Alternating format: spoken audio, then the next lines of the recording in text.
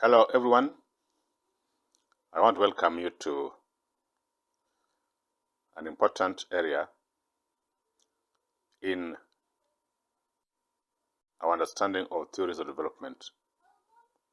Our focus today, we want to understand what is meant by theories generally, the types of theories, the characteristics of theories, and the functions of theories. These areas are important that we understand them because they will form the base upon which our subsequent discussion of the specific theories of development will be formed. And therefore, I want all of us to pay attention to the discussion as we proceed. Any issue that you find that you need further clarification, I would like you to note it down so that you can raise and we can discuss it during our regular lessons. Welcome. Let's begin by understanding what is meant by theory. The word theory has been defined differently by different scholars.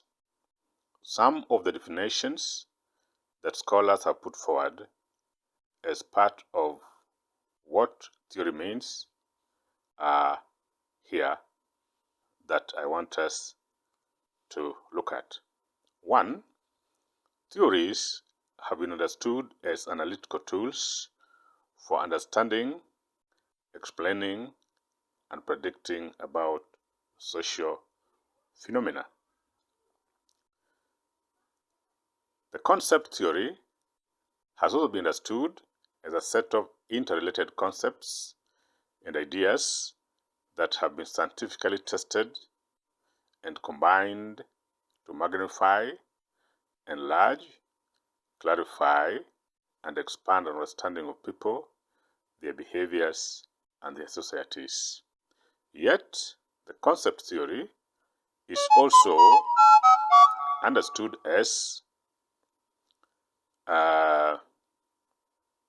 one that attempts to explain facts. In other words, it allows scientists to make predictions of what they should observe if a theory is true. If we look at these definitions, what comes out clearly in all these definitions is the fact that theory is a concept that is largely used to enable us explain certain phenomena. A phenomena is anything that is that's affecting in society. Our concern here, therefore, we want to understand theory as a set of interrelated facts or concepts that we use to help us understand what is happening in community with regard to its development agenda. Therefore, these meanings are important even as we move forward.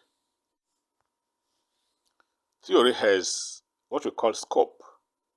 In other words, theories vary in scope depending on the scale of the issues that we intend to examine or explain using particular theories.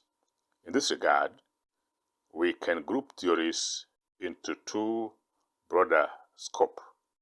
One, we have what we call macro level theories, and the other one is what we call micro level theories.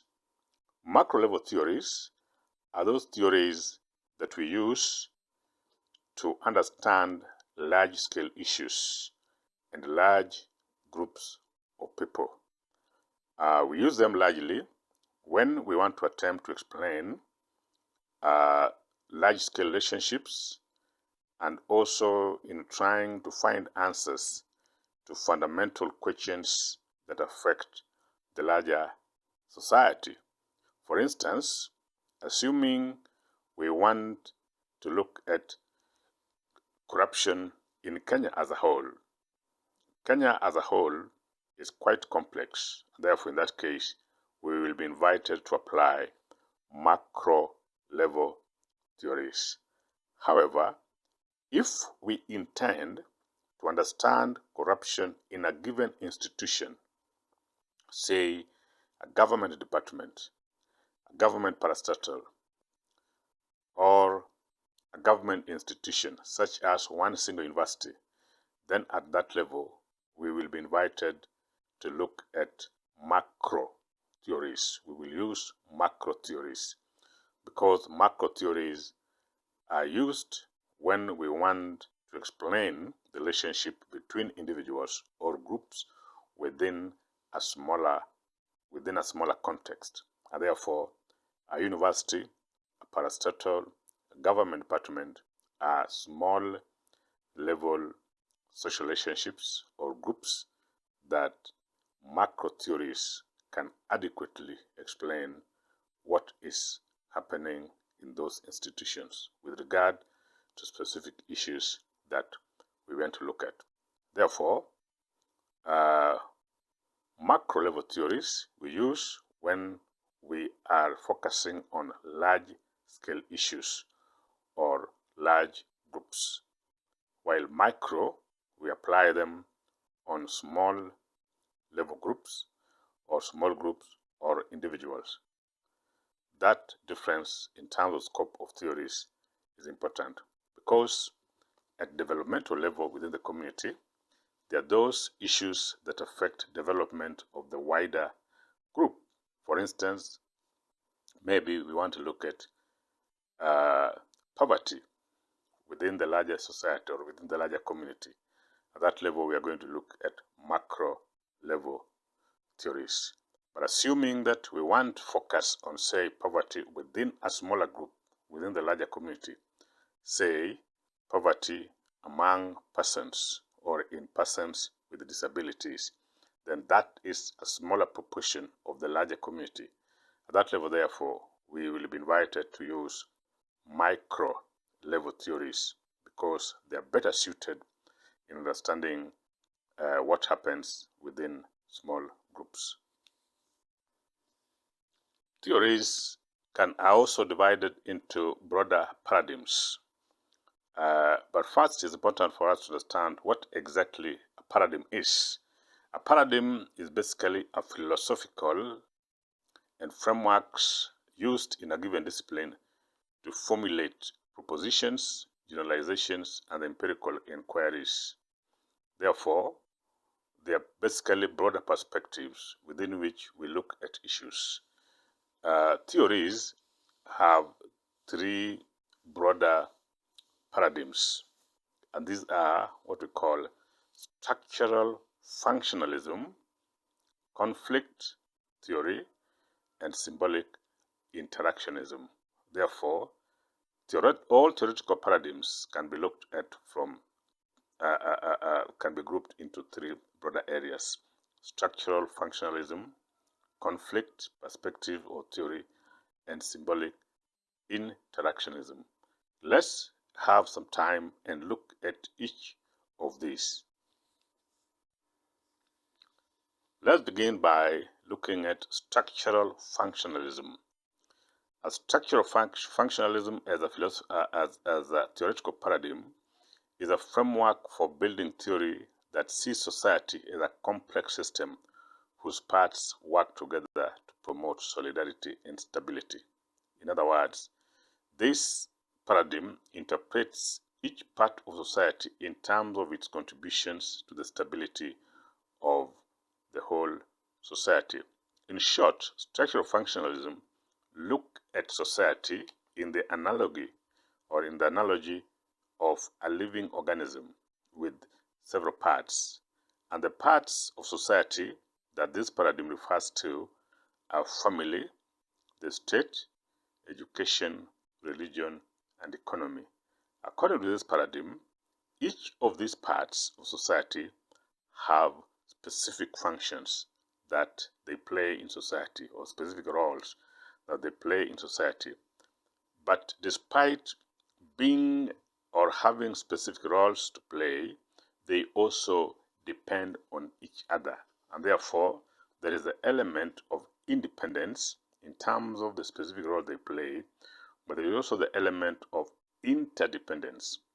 And structural functionalism looks at them in the sense that if one part of society fails to function, then it has the possibility of affecting the functionality of the other parts. And therefore, each part of society must function well, and its well-functioning will also enhance the well-functioning of the other parts. And when all parts are functioning well, then they contribute to the totality in functioning of the entire society. For instance, if we take a human body or an animal body has several systems. We have digestive system, circulatory system, respiratory system, among other systems. Each of these systems has specific functions. But if, say, the digestive system is not working properly, it will affect the respiratory system, it will affect the heart and other systems. And therefore, all those systems must function properly in order for the overall health of the human body. This is the way structural functionalists perceive society, in the analogy of the human body that has several parts, but each part has its own function, but the functioning of each part contributes to the well-functioning of the other part. And when all parts are functioning well, they contribute to the overall health of the society. Structural functionalism has put forward some key arguments. One is that society is like an organism with different parts which are specialized to perform certain functions, and with these parts being both independent and interdependent. Secondly, it is also the contention of structural functionalists that change and stability in society is brought about by social consensus, where members work together to achieve what is best for all. In other words, if we want to move from our current position in society to another level, then we all sit together and agree. That is what structural functionalists are alluding to. Third, they observe that societies strive towards equilibrium through consensus and not dictatorship, because it is what is encouraged by its social structures. That is, at all times, when there is imbalance in society, things are going astray, society work hard to bring in normality. So this normality is what they are calling equilibrium. And this equilibrium is brought about through people sitting down, understanding, and reaching a consensus. Because the structures of society, which I mentioned earlier, the family, education, and others, their main purpose is to encourage discussion and consensus and not dictatorship. Then fourth, it argues that change in one part of the society necessitates change in other parts. For example, a change in skills required by the economic institution leads to change in the kinds of training offered by the education institution. In other words, if we change one part of society, it is likely to affect the way other parts of society functions. And this one brings us to the element that we looked at earlier, which we call the element of interdependence. Then let's look at conflict paradigm. Conflict paradigm or perspective focuses on those forces in society that promote competition and change. And the theory argues that society is in a state of perpetual conflict and competition for limited resources. And this theory uses two terms. One, the bourgeoisie, which is used to represent the wealthy and powerful people. And according to this perspective, the bourgeoisie often use all available means, including violence, to retain their status. On the other hand, we have the group that we call the proletariat, which refer to the lower class and poor members of society who are oppressed by the power elite. In other words, conflict perspective divides society into two opposing sides. One side is called the bourgeoisie, which represents the wealthy and the powerful, and then the other side is called the proletariat, which represents the lower class and the poor. And these two groups of people or members of society are always in perpetual conflict. Why are they in conflict? They're in conflict because they are both competing for the limited resources that are available in society. This perspective has certain key arguments. One, that social and material inequality is the main cause of conflict in society. In other words, the theory or the perspective or the paradigm argues that because we don't have enough in society in terms of resources, the little resources that we have, there is always competition for them. And this competition pits two opposing sides, the bourgeoisie and the proletariat. The second argument is that individuals and group society struggle to maximize their share of the limited resources that exist and are desired by human beings, which leads to conflict due to limited resources. I think this one I have already explained. Then, the theory also observes that change comes through conflict between competing interests and not consensus or adaptation as postulated by functionalists.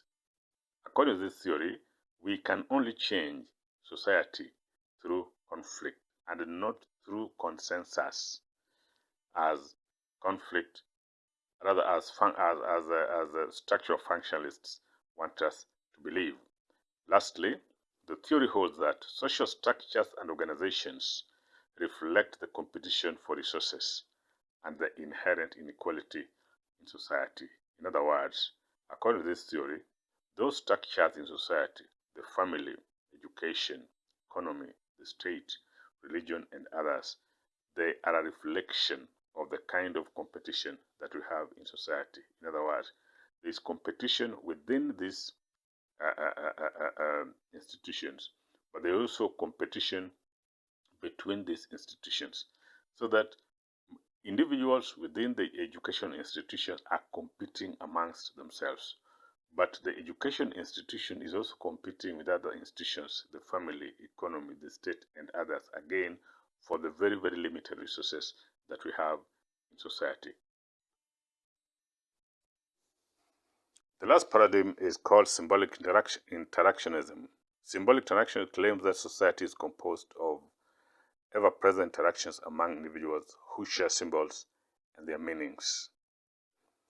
This paradigm directs us to consider the symbols and the details of everyday life, what these symbols mean, and how people interact with each other. The theory argues that people attach meanings to symbols and then act according to their subjective interpretation of these symbols. Broadly, this paradigm is simply attempting to invoke us, or to invoke our thoughts, so that we look at the way people behave and the kind of meanings they attach to the kind of behavior they have and the kind of symbols they have. So, as I noted earlier, there are broadly three types of paradigms which we have now discussed. I want us to move to a different thing, which is the characteristics of theory.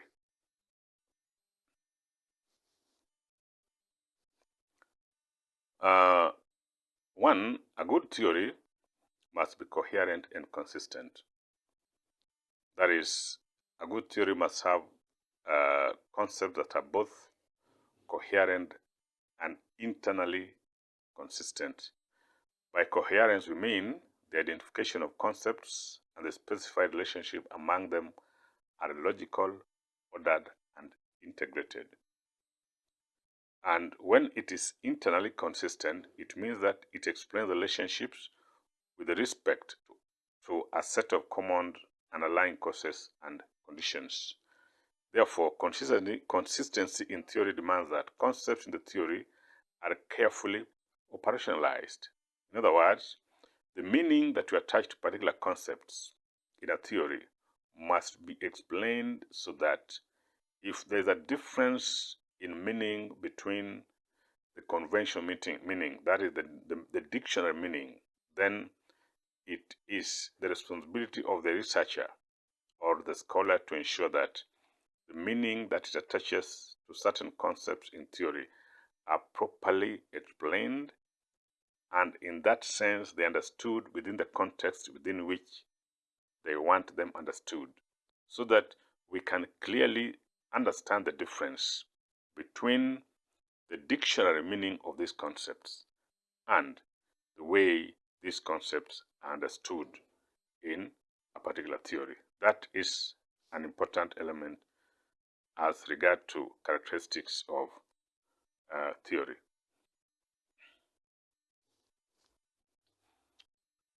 Another characteristic of theory is causality. That is, theories should be causal in nature, meaning that an independent variable is thought to have a causal influence on the dependent variable.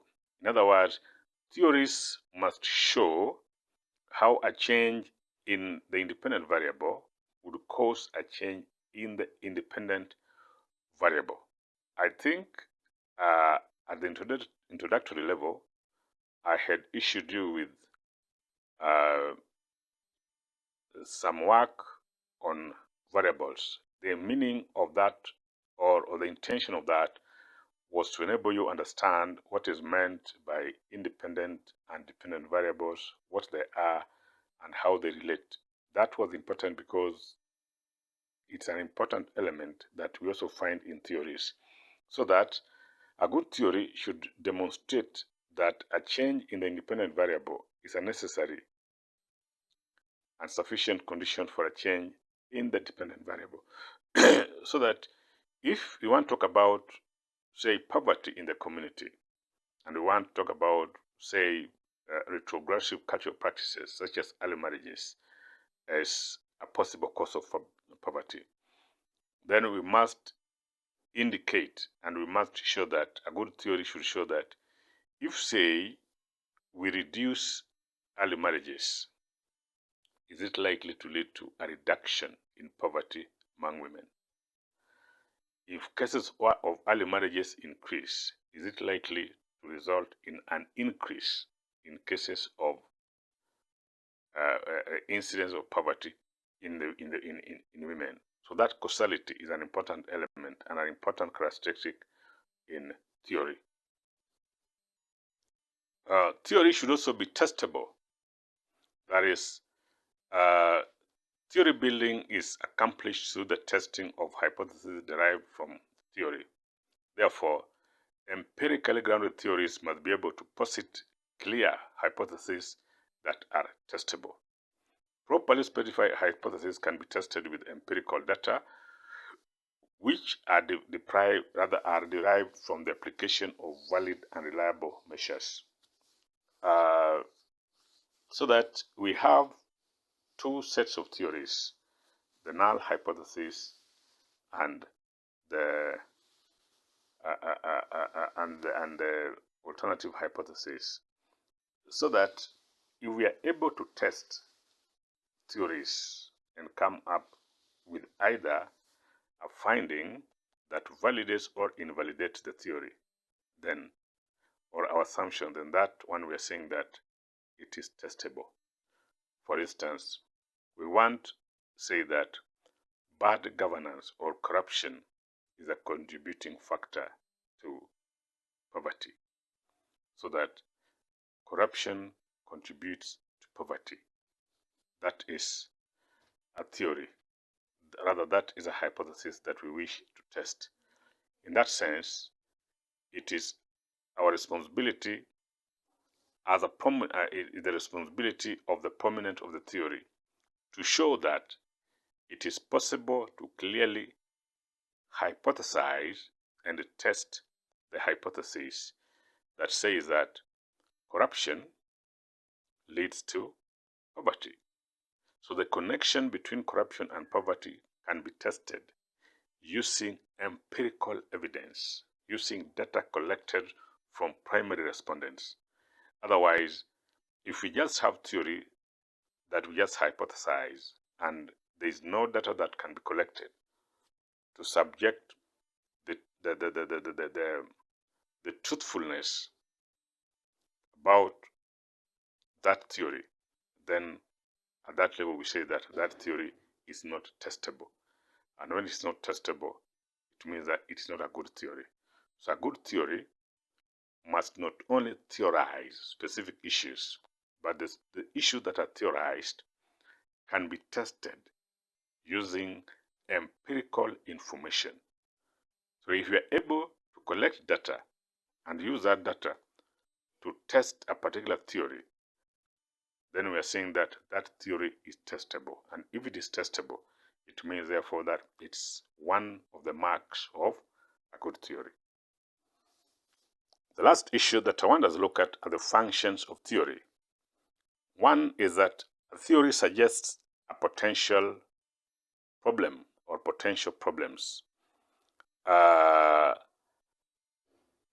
Many empirical investigations lead to theory building just as they proceed from well-formulated theories. And therefore, theories should be able to point a gap in knowledge and seek to fill them with intuitive or extensional generalizations. In other words, when we use theory should be in a position to suggest a potential problem that exists in society. For instance, if we say that early marriages contributes to poverty among women, in that case, we are now saying that the problem that we have, that poverty as a problem that's afflicting most women, its cause is early marriage. And therefore, for us to reduce cases or instances of poverty among women, we need to tackle what causes it, and in this case is early marriage. That way, we are now saying that if we look at theories properly, one of the functions that theories play is that it has the potential to indicate to us the potential problems that exist in society. Because theories are used to explain certain phenomena. And when you're explaining certain phenomena, you are not just, say, explaining poverty, but you're also probably giving indication as to the causes of poverty and therefore possible remedy to poverty. Another important function of theory is that we use it for prediction and linkages. That is, theory can be used to predict facts based on intuitive knowledge, historical analysis, and observation of social uniformities. We are able to understand the direction of things. Theory also establishes linkages between specific empirical findings and general sociological orientations, and this helps in enhancing the meaningfulness of research. Lastly, theory is also used as a guidance.